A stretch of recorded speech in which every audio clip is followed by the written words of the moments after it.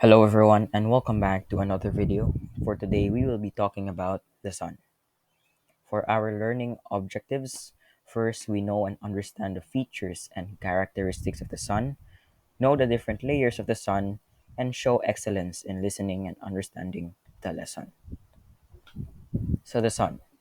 Sun is the main source of energy in Earth and the closest star to Earth. Sun makes its own heat and light. Sun is the star at the center of the solar system. And remember, sun is the most important source of energy for life on Earth. Because if there would be no sun, we wouldn't have been existing today. Layers of the sun. We have the interior or the inner sphere.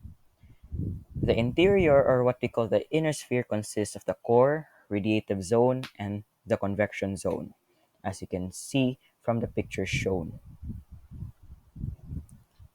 Let's start off with the core. The core is the hottest layer of the sun where temperatures top 27 million degrees Fahrenheit or in Celsius 15 million degrees. The core is the only place where nuclear fusion reactions can happen. It is also the home to billions and billions of atoms of hydrogen. Materials in the core is very tightly packed or dense. And this is a point to remember, the core is the source of all the sun's energy. Let us proceed to the next layer, which we call the radiative zone. The radiative zone is the layer of the sun that lies outside the core. Radiative zone, the radiant energy is transferred from the core in form of photons. It is characterized by the method of energy transport or the process of radiation. The radiative zone extends outward from the outer edge of the core to the interface layer at the base of the convection zone. This zone also transmits the sun's energy from the core to the upper inner and outer layers as radiation. So, for the convection zone, the convection zone is the outermost layer of the solar interior. This is a point to remember. Convection zone is also the layer of the sun where hot and cooler gases circulate in convection currents. The process forms convection cells that we see as solar granules. At the base of this region, the temperature is about 2 million degrees Celsius. So that is the interior or the inner sphere of the sun. Let's proceed to the atmosphere. The atmosphere, or what we call the outer sphere, consists of the photosphere, chromosphere, and the corona. So, for the photosphere, it is the surface of the sun, which we call the photosphere, a term which means sphere of light. The photosphere is a glowing ball of light you see in the sky, and that's what we call the photosphere. As I repeat, photosphere is the only part that we can see from Earth on a typical day. And remember, the photosphere is the lowest layer of the sun's atmosphere. A point to remember too, photosphere is made from plasma, and photosphere is the most prominent layer of the sun's atmosphere. Let's proceed to the chromosphere. It is the second outer layer of the sun's atmosphere. It is the middle layer of sun's atmosphere. Hydrogen atoms in the chromosphere absorb much of the energy that passes through from the surface of the sun. This energy is converted into red light emitted into the corona. So the chromosphere is between 250 miles and 1,300 miles above photosphere.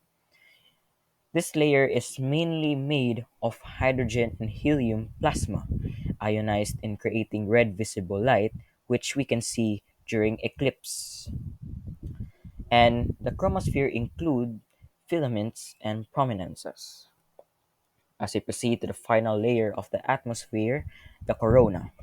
So remember, the corona is the outermost layer of the sun's atmosphere. Corona can be seen during a total eclipse. So this layer appears as white streamers or plumes of ionized gas, or what we call plasma, that flows into space. So remember, as its gases cool, they become solar winds. Also remember that a corona is also the third layer of the sun's atmosphere. As we recall, the first layer of sun's atmosphere is the photosphere, the second layer is the chromosphere, and the third layer is the corona. As we proceed, the corona is usually hidden by the bright light of the surface of the sun and can be seen by using special instruments.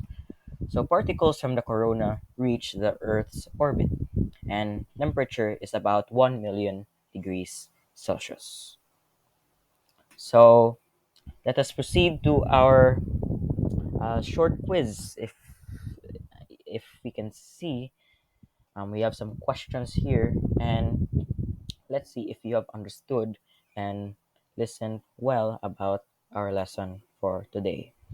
So, number one, what are the layers in the solar interior of the sun? Number two, what is the hottest part or portion of the sun? Number three, what are the layers in the atmosphere? And number four, what is the most prominent layer of the atmosphere? And lastly, what is the lowest layer of the sun's atmosphere? So you can pause this video so you can um, understand and answer these questions properly. So I recommend you to pause this video. So let us proceed to the answers. So for number one, the layers of the solar interior or the inner sphere, it is the core, the radiative zone, and the convection zone. So let's proceed to number two, the hottest part of the sun. And the hottest part of the sun is the core. So the layers in the atmosphere of the sun or the outer sphere, it is the photosphere, the chromosphere, and the corona. The most prominent layer, photosphere. The outermost layer of the sun's atmosphere, it is the corona. So that will be it for our lesson for today. Thank you so much for listening. Some information I got from this lesson for today, I got it from Google and also personal knowledge. Thank you so much for listening once again. Please stay tuned in my upcoming videos since I will be posting more discussion videos like this. Again, thank you so much for listening, and I'll see you in the next video. Goodbye.